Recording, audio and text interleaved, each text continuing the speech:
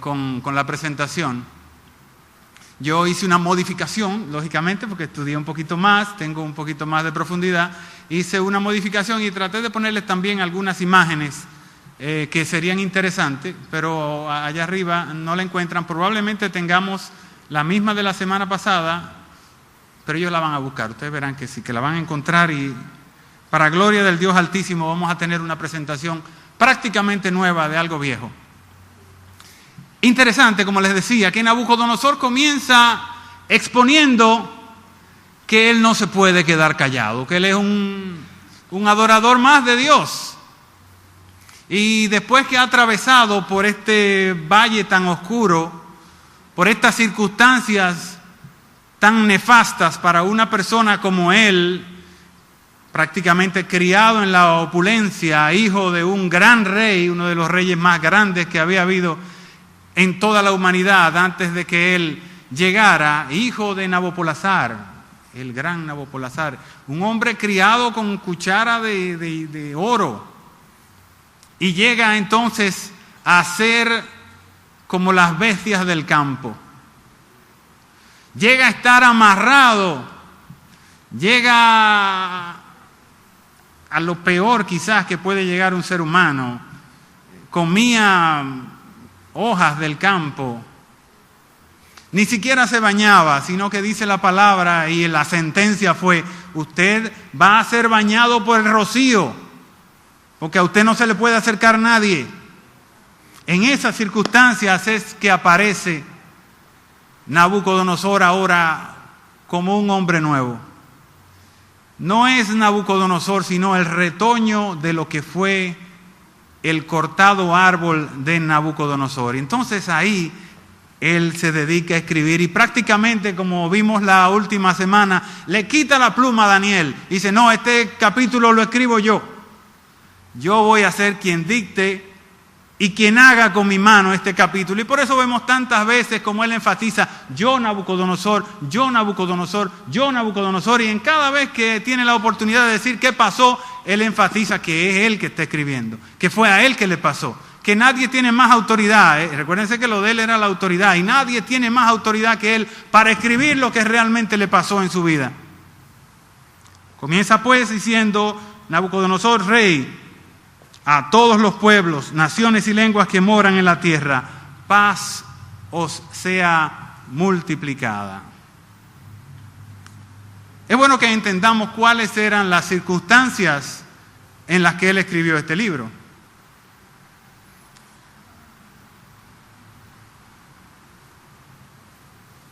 Ustedes recuerdan que él venía de pelear contra los egipcios para consolidar la primera parte de su reinado en el año 605 antes de nuestra era. Y que ese reinado, a partir de ese momento, o sea, a partir del momento en el que él llega al trono, es que comienza a expandirse, a buscar. ¿Y cómo se expande un reinado?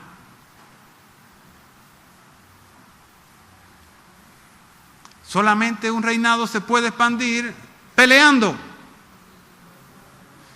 conquistando, llegando cada vez más lejos y haciendo esclavos de cada vez más lejos y haciendo súbditos de cada vez más lejos. Los primeros años de Nabucodonosor, entonces, evidentemente fueron años de gran guerra. Fueron años también de gran bendición. Nosotros decimos que los cristianos vamos de victoria en victoria. Y solamente se puede ir de victoria en victoria si usted va de pleito en pleito, porque si no hay pleito, ¿cómo va a haber victoria? Si no hay guerra, ¿dónde está la victoria? Nosotros vivimos de victoria en victoria porque nosotros vivimos en una guerra espiritual, inmersos todo el tiempo en una guerra en la cual, no por nuestras armas, sino por las virtudes que Dios ha provisto para nosotros, nosotros somos victoriosos en cada guerra. Y así tuvo que haber sido la primera vida de Nabucodonosor, si podemos dividirla en dos. De victoria en victoria. Pero de victoria en victoria implica de guerra en guerra. Ahora bien, si leemos acá el versículo 4, nos vamos a dar cuenta que dice, otra vez, yo, Nabucodonosor, estaba tranquilo en mi casa y floreciente en mi palacio. Y podemos decir entonces, ¿cuáles son las implicaciones de que él esté tranquilo en su casa?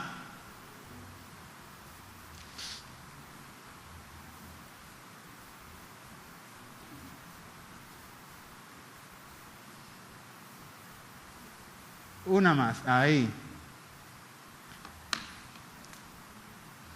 Solamente el rey podía estar tranquilo en su palacio si ya habían acabado las guerras, ¿cierto? Solamente podía estar en paz si ya se había acabado la conquista. Y esas son las circunstancias en las que Nabucodonosor tiene este sueño. Él está tranquilo en su palacio, ya él ha conquistado prácticamente todo lo que se tenía que conquistar. Nabucodonosor tiene un reinado de 43 años. Va desde el 605, como lo vimos hace un ratito, hasta el 562. Eso está en todos los libros de historia. Está más que claro. Lo que quiero decir con esto es que lo que le pasó a Nabucodonosor tuvo que haber pasado muchos años después del 605 antes de nuestra era.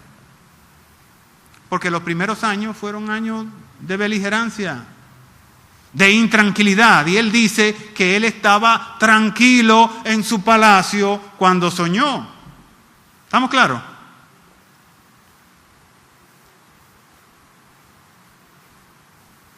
Completa ausencia de guerra. Otra cosa es que, como leímos también un poquito más adelante, cuando le llega la sentencia del Señor a su vida, ¿qué estaba haciendo él?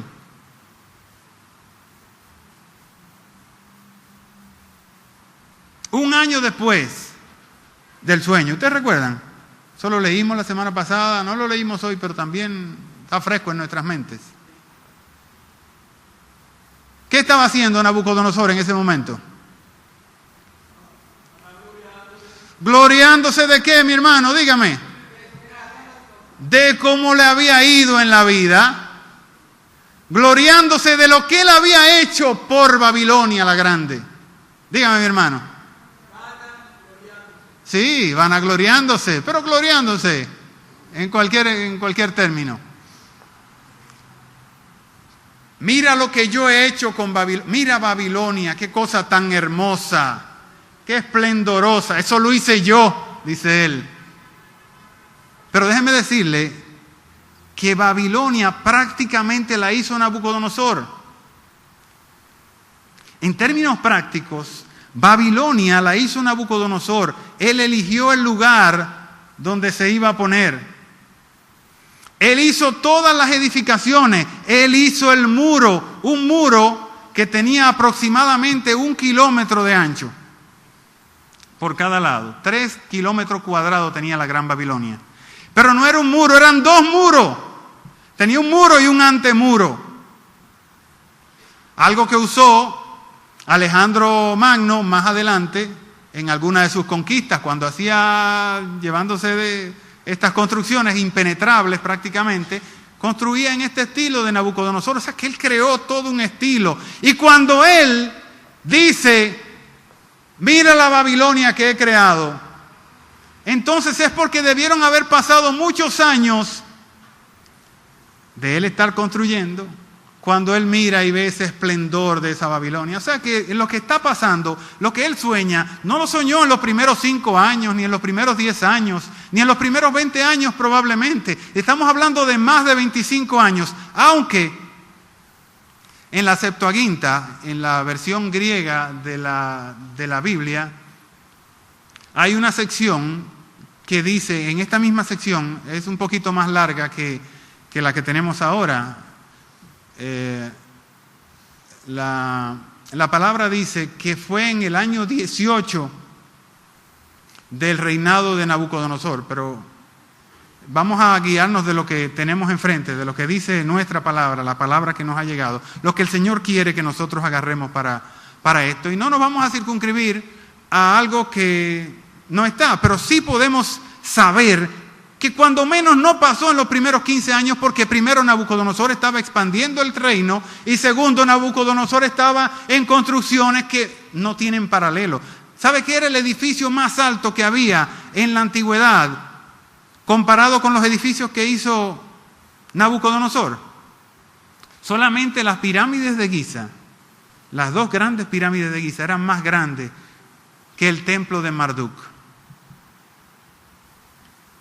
O sea que lo que Nabucodonosor había hecho en ese pedazo no tenía paralelos. Miren, las construcciones de Nabucodonosor fueron tan grandes que él no tuvo un palacio. Él hizo 3 palacios. Nabucodonosor tuvo la gracia de Dios de que él pudo en ese pedazo de tierra construir 3 palacios. Él hizo el primer palacio que se llama el Palacio del Norte. Recuérdense que está pegadito del río Tigris. Después él hizo el Palacio Central. Y finalmente hace el Palacio del Sur, que es donde están los jardines colgantes de Babilonia, una de las 7 maravillas del mundo antiguo. Solamente comparable otra vez con las grandes pirámides de Egipto, que es lo único que queda de las 7 maravillas del mundo antiguo. 3 palacios tuvo. Y muy probablemente, cuando él escribe esto, él está en el 3er palacio. Ese palacio, como yo les decía, es el palacio que tiene los jardines colgantes de Babilonia. Un palacio que fue descubierto por Caldwell en el 1926. Que solamente quedan las ruinas ahí, pero se puede ver el esplendor de ese palacio. Está, como les dije, las puertas de Istar, que están en Berlín. Nabucodonosor presenta aquí también que él era realmente muy abierto a las religiones. En la presentación que nos ocupaba en el día de hoy, se puede ver que habían 53 templos en Babilonia, en una ciudad de 3,5 kilómetros de área, de extensión. Habían 53 templos para dioses mayores. Habían 167 lugares donde congregarse, digamos que sinagogas o iglesias o cosas por el estilo. Y habían 350 lugares donde orar.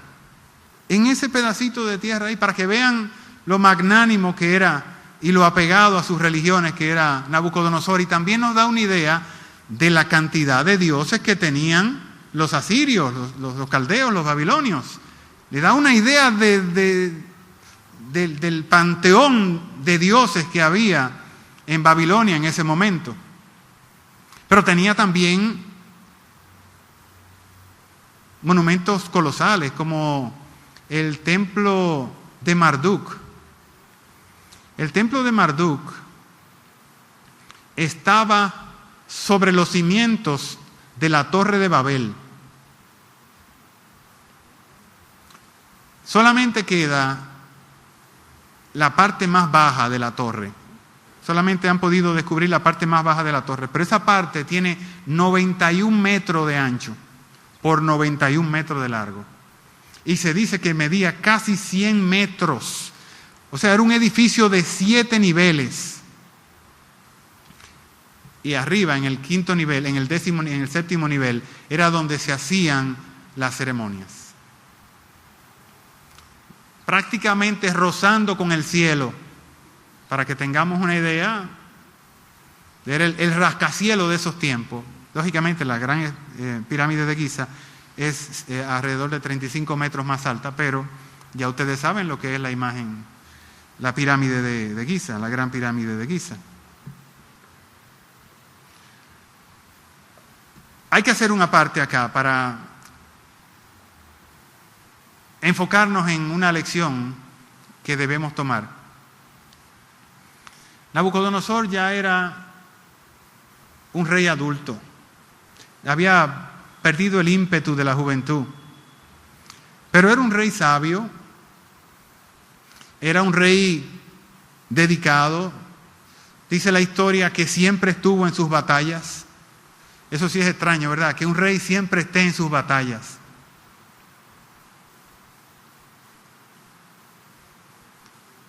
Pero al final tiene mucha similitud con el rey David. ¿Cuándo cae David? ¿Cuándo peca David? ¿Cuándo resbala David? David resbala cuando le toca ir a la guerra y él se queda en el palacio.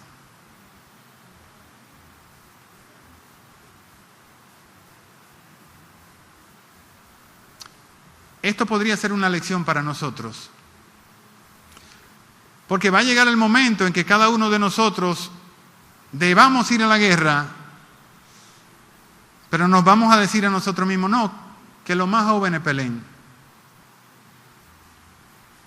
Ya nosotros peleamos, que se vayan a pelear los otros, los más jóvenes, que ya este pleito casi no es mío. En ese momento es que llega la desgracia de Nabucodonosor. Y no solamente le pasó a Nabucodonosor, le pasó a David, como hemos visto, le pasó a su hijo Salomón, un rey con una pompa, con una galanura, con un despliegue, pero también con una fe inquebrantable y con un hacer con sus manos para Dios portentoso. Pero ¿qué pasó al final de sus días? Se descuida,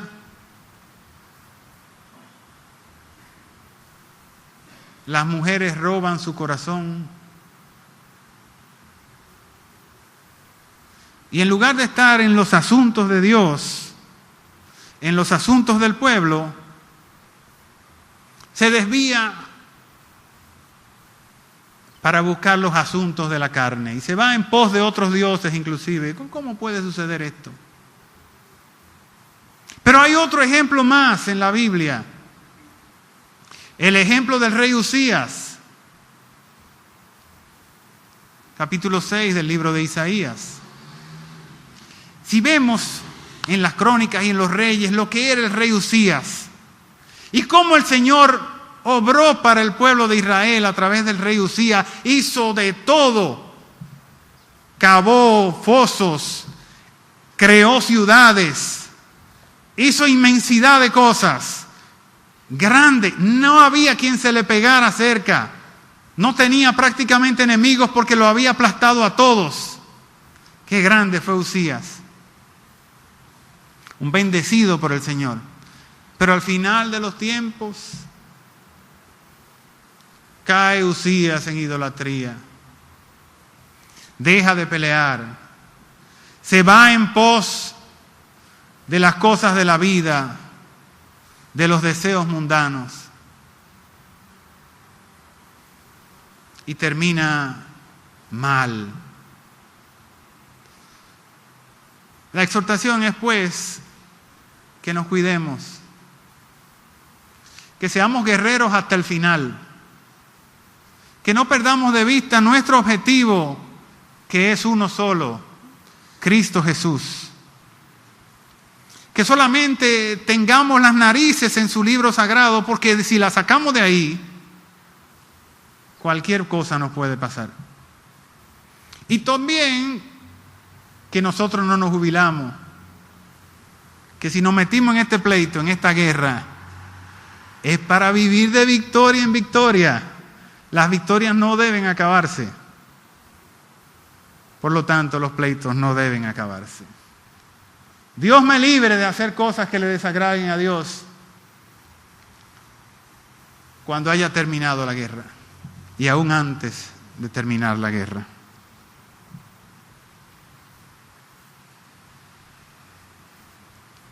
Vamos a ver ahora las circunstancias de Daniel. Miren, es extraño, digo yo, que Daniel no aparece en su palabra desde el capítulo 2. En el capítulo 3 no se habla de Daniel. La última vez que tuvimos memoria de Daniel fue en el capítulo 2, precisamente revelando un sueño de Nabucodonosor. Y en el capítulo 3, ¿dónde está Daniel? ¿Cuáles eran las circunstancias de Daniel? ¿Por qué Daniel no está? ¿Por qué el rey hace llamar a los sabios y a los caldeos y no llama a su descifrador de sueños favorito? Porque evidentemente Daniel no estaba en la provincia de Babilonia. Daniel no sabía de eso.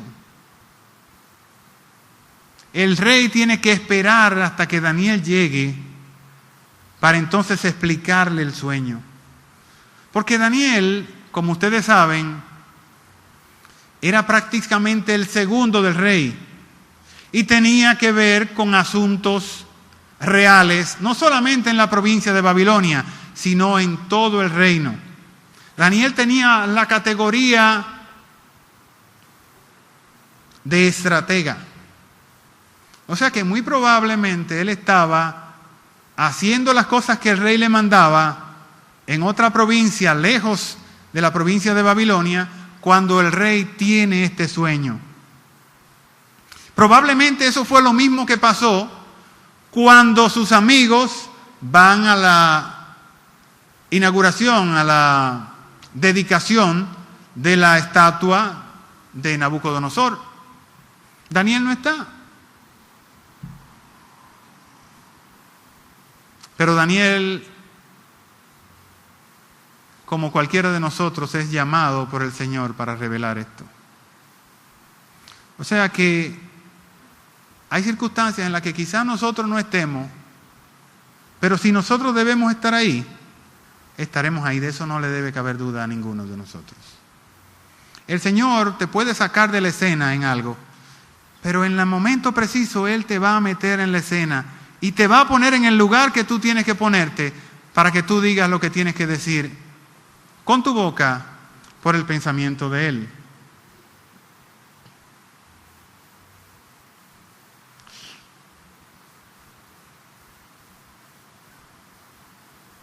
Ok, lo que vamos a ver es el viaje de Nabucodonosor en esta primera parte. Nabucodonosor va de la cima, siendo el rey más grandioso que ha habido, al lodo y otra vez a la cima. Va del orgullo a la peor humillación, pero no regresa al orgullo, sino que regresa a la grandeza. Va del orgullo a la humillación y va a la grandeza. ¿Por qué la grandeza? Porque no es lo mismo lo que Nabucodonosor dice antes de que le llegue la humillación a lo que Nabucodonosor hace después que le llega la humillación. Después de la humillación, Él le da toda gloria al Señor. Él sigue siendo el monarca. Él sigue siendo el gran rey Nabucodonosor. Pero ya Él sabe que al que hay que alabar es al Rey de Reyes y al Señor de Señores. Él pasa del trono a lo profundo del bosque, muy probablemente amarrado, porque el sueño dice que era con cadena que iba a estar, muy probablemente amarrado, del trono al bosque y otra vez al trono. Él pasa de la conciencia de ser, como yo les dije, que Nabucodonosor tenía que ser un hombre brillante. Nabucodonosor tenía que ser sumamente inteligente, astuto. Dicen los chinos, un poco de suerte No, un poco de... Déjeme armar la idea. Dice, un poco de... No es suerte.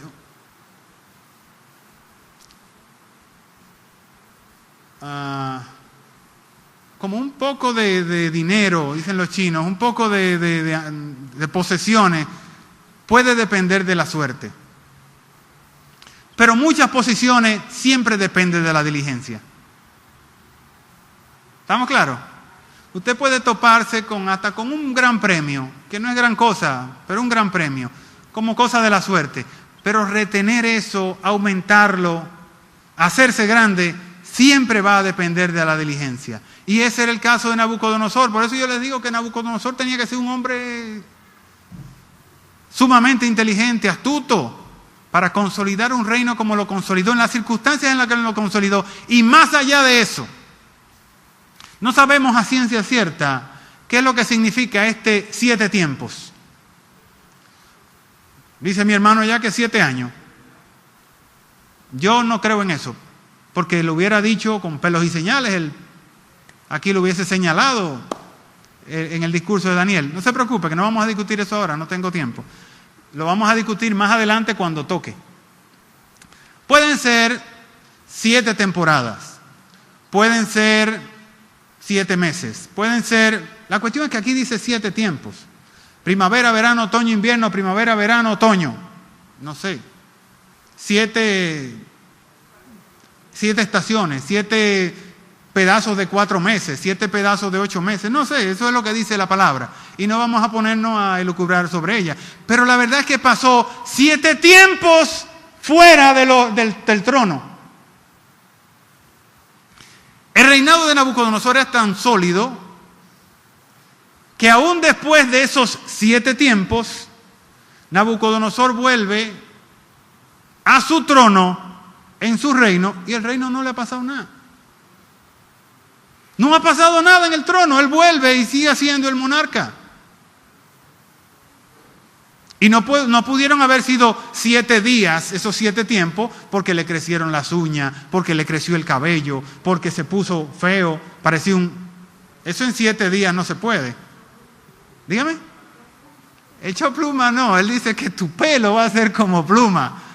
Se puso feo Nabucodonosor, y eso en 7 días usted no lo hace, en 7 semanas no lo hace. Tuvo que haber sido más de 7 meses, cuando menos. Y consolidar un reino en el que usted se vaya por 3 meses, 5 meses, 7 años, en el mejor de los casos. Y cuando usted vuelva, su reino esté ahí, porque es un reino tan sólido. Usted tuvo que haber hecho un excelente trabajo para eso, ¿verdad que sí? Y esa es la verdad. Él tuvo que haber hecho un excelente trabajo. Pasa de la conciencia a la locura plena. No a la conciencia, sino a la cordura, al reconocimiento, a la visión amplia, a la cosmovisión de lo que Dios puede hacer con él.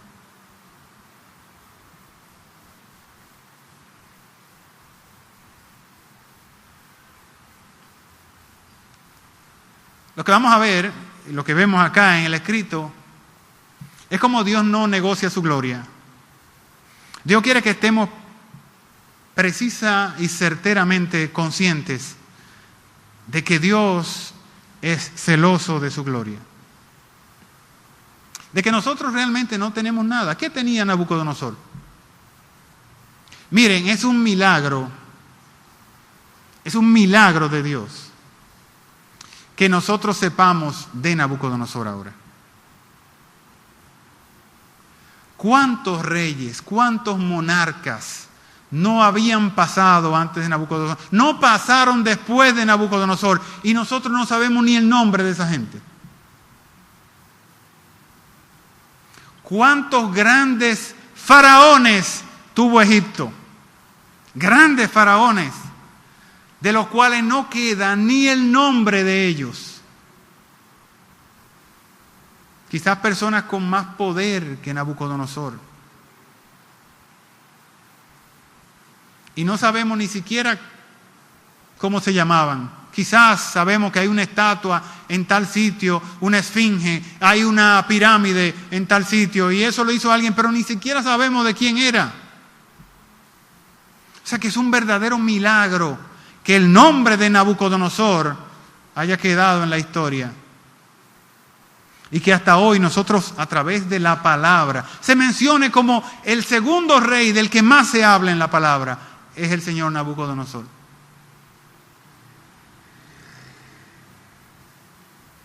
Este libro está lleno de cosas que nos quieren enseñar a nosotros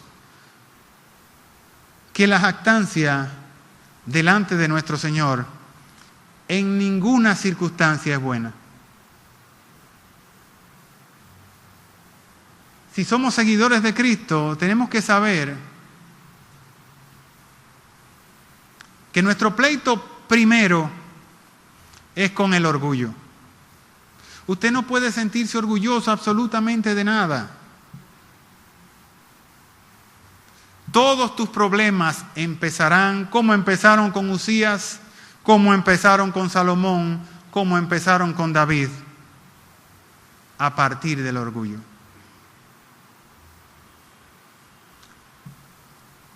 La lección es, pues, para nosotros, que nos revisemos, pero es una revisión que hay que hacer diario. ¿De qué me he jactado? ¿Qué es lo que yo me pienso? Antes de ponerse a pensar, ¿qué yo he hecho por el Señor en el día de hoy? Que es un pensamiento de nosotros, de todas las noches. ¿Qué he hecho por mi Rey? ¿Qué he hecho por mi Cristo? Antes de eso, hay que preparar la casa interna. Y pensar, lo que hice, ¿lo hice por mí? ¿O lo hice con la intención de agradar a Dios? Es ahí donde empieza nuestra meditación fundamental de final del día. ¿Lo hice para vanagloriarme? ¿Lo hice para que los hombres me vean? ¿O lo he hecho pensando en Dios? Esa es la lección que nos quiere dar este libro. A partir de ahí, vamos a ver qué fue lo que pasó. Yo, Nabucodonosor, estaba tranquilo en mi casa y floreciente en mi palacio. No tiene que decirlo, ya sabemos cuáles eran las circunstancias. Vi un sueño que me espantó. Y tendido en cama, las imágenes y visiones de mi cabeza me turbaron. Por esto mandé que vinieran delante de mí todos los sabios de Babilonia para que me mostrasen la interpretación del sueño. Esto tiene una similitud bastante clara con el capítulo 2, ¿verdad? Que fue la última aparición de Daniel. No vamos a ir por razones de tiempo, pero todos sabemos que Nabucodonosor tuvo un sueño previo. Que ese sueño era de una estatua, pero que él llamó a sus sirvientes, a los sabios, no solamente para que se lo interpretaran, que era lo lógico, sino para que le dijeran lo que había soñado.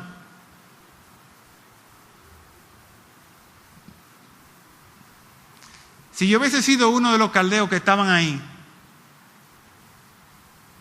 yo digo, pero él no se volvió loco cuando se convirtió en un animal. Ya él estaba loco, porque él quería que yo le dijera lo que él estaba pensando, lo que él pensó en un cualquier momento.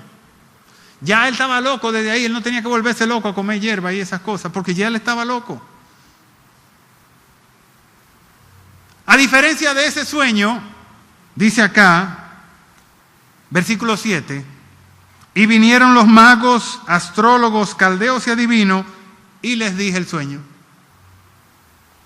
A diferencia del capítulo 2, él le dijo el sueño. Más adelante dice, versículo 7, pero no me pudieron mostrar su interpretación. A diferencia del capítulo 2, que ellos le decían, ¿cómo le decían los caldeos? Cuéntanos el sueño y te diremos la interpretación. Ahora no dijeron nada, se quedaron callados. Los caldeos, los babilonios, los asirios, los que eran durísimos en eso, en leer los astros, en hablar de los sueños. No le dijeron nada, se cerraron. No, nosotros no sabemos de eso. Lógicamente no era como en el primer sueño, en el que él dijo, o me lo dicen o los mato. Ya él tenía otra actitud.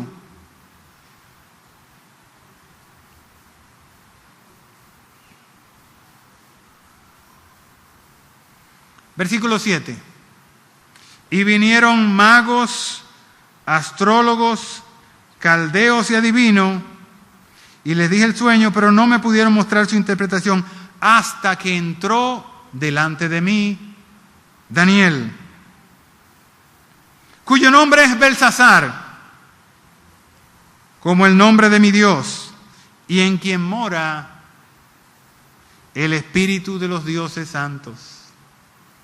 Todavía, aún saliendo de su marasmo, de su ignominia, saliendo del lodo, todavía él nos reconoce que hay un solo Dios. Nabucodonosor yo creo que murió equivocado. Muchos de los críticos, de los estudiosos de la palabra, dicen que él murió convertido, que él murió arrepentido, que él murió creyendo en Dios. Yo creo que él temía a Dios. Yo creo que él conoció a Dios. Pero la verdad es que Nabucodonosor no llegó a entender lo que Dios quería. Si no, él no hubiese escrito aquí que el nombre de Daniel era Belsasar, como el nombre de mi Dios. Equivocado. Nabucodonosor es una persona, como muchos de los que vienen acá un domingo, que puede interpretar, que puede conocer, que atraviesa por circunstancias en las que evidentemente Dios está con él y lo ve. Sin embargo, no es capaz de rendirse ante ese Dios y sigue pensando en otros dioses y sigue pensando en otras cosas que a la larga sustentan su idea de lo que Dios debe ser. Belsasar, Marduk, que era el dios de Nabucodonosor, tenía como nombre Bel. De ahí sale pues el nombre de Belsasar. Llega Daniel.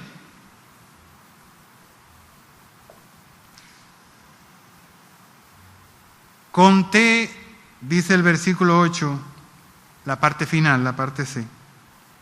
Conté delante de Daniel el sueño. Ya lo había contado previamente a los sabios de Babilonia. Pero llega Daniel, él reconoce que en Daniel moran los mejores espíritus, los dioses santos, como él le llaman. Él reconoce que Daniel es una figura excepcional.